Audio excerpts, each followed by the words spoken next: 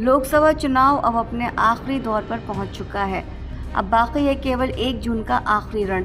इसके बाद 3 दिनों का इंतजार और फिर 4 जून की वो तारीख जब न सिर्फ ईवीएम में कैद सांसदों के भाग्य का पिटारा खुलेगा, बल्कि ये भी तय हो जाएगा कि जनता की अदालत ने लोकतंत्र की सबसे ऊंची कुर्सी पर बैठने का जनादेश किसके पक्ष में दिया है। 6 चरण के चुनावों को देखते हुए नतीजों पर कई तरह की राय सामने आ रही है। नतीजों से पहले चुनावी विश्लेषकों की राय बंटी हुई है।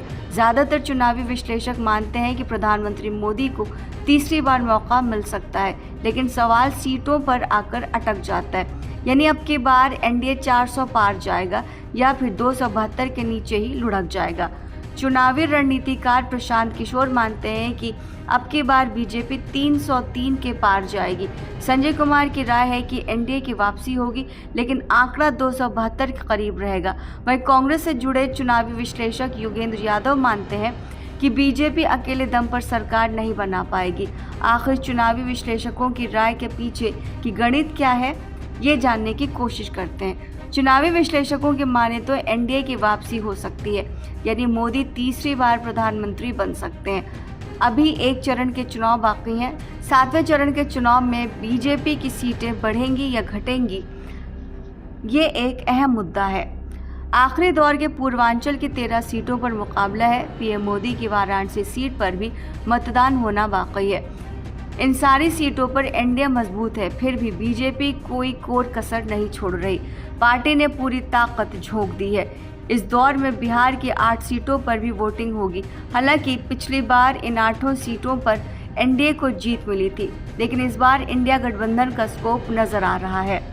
आखिरी दौर में यूपी की 13 सीटों पर दोनों ओर से पूरा जोर लगाया जा रहा है। जीत के लिए अपने अपने दावे किए जा रहे हैं। आखिरी दौर और 7 राज्यों और 1 केंद्र शासित प्रदेश की 57 सीटों पर मतदान होना बाकी है, जिसमें 29 सीटों पर एनडीए मजबूत है, बाकी की सीटों पर इंडिया गठबंधन।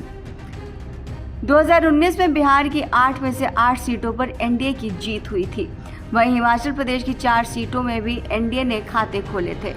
झारखंड की 3 सीटों में से 2 एनडीए के पास थी, जबकि यूपी की 13 में से 11 सीटें एनडीए के पास थी। वहीं चंडीगढ़ की 1 सीट पर बीजेपी को जीत हासिल हुई थी। पश्चिम बंगाल की 9 सीटों पर एनडीए की हार हुई। वहीं पंजाब की 11 सीटें विपक्षी पार्टियों के पास हैं। ओडिशा की 6 में से 4 सीटें विपक्ष के पास है। चुनावी मुकाबला दिलचस्प मोड़ पर आ चुका है। 486 सीटों पर मतदान खत्म हो चुका है, यानी करीब 90% चुनाव खत्म हो चुके हैं। आखिरी दौर के मतदान के लिए चुनाव प्रचार थमने में अब 3 दिन ही रह गए हैं। 1 जून को वोटिंग होगी, लेकिन उससे पहले सियासी घमासान जबरदस्त है। 7वें चरण में कुल 57 सीटों के लिए वोटिंग होगी, लेकिन 7वां चरण भारतीय जनता पार्टी के लिए बेहद अहम है।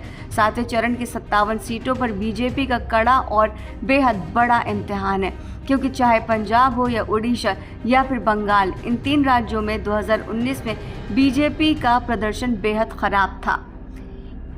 1 जून को 7वें चरण के साथ मतदान पूरा हो जाएगा। 7वें चरण की कुल 57 सीटों में बिहार की 8 सीटें, हिमाचल प्रदेश की 4 सीटें, झारखंड की 3, उड़ीसा की 6, पंजाब की 13 सीटें हैं।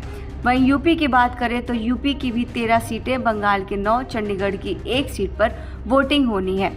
आंकड़ों को देखते हुए तो बिहार की 8 सीटों पर वोटिंग बाकी है। सभी सीटों पर एनडीए की जीत हुई थी। मतलब बीते चुनाव में एनडीए का स्ट्राइक रेट 100% था, लेकिन अब की बार क्या होगा ये 4 जून को ही पता चल सकेगा।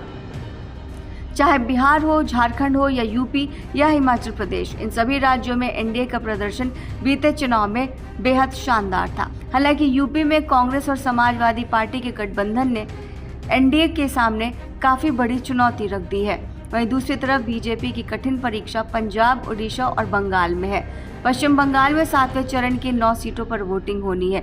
2019 में सभी 9 सीटों पर टीएमसी जीती थी, यानी बीजेपी का स्ट्राइक रेट 0 था, जबकि टीएमसी का 100%। ये सभी सीटें कोलकाता के आसपास की हैं, जो शहरी इलाका है। उत्तर भारत के राज्यों में बीजेपी को शहरों में ज़्यादा वोट मिलते हैं, लेकिन बंगाल के शहरी इलाकों में बीजेपी हमेशा से हारती रही है, ग्रामीण में जीतती रही है। इस बार टीएमसी और बीजेपी के बीच सीधे कांटे की टक्कर है। ठीक इसी तरह का सीन पंजाब में भी है। पंजाब में बीजेपी का बड़ा और कड़ा इम्तिहान है। पंजाब में बीजेपी का अकाली दल से गठबंधन था। एनडीए को 13 में से 4 सीटों पर जीत मिली थी। 2 सीट पर अकाली और 2 पर बीजेपी जीती थी। अब की बार किसान आंदोलन के चलते अकाली दल एनडीए का हिस्सा नहीं है, वो अकेले चुनाव लड़ रही है।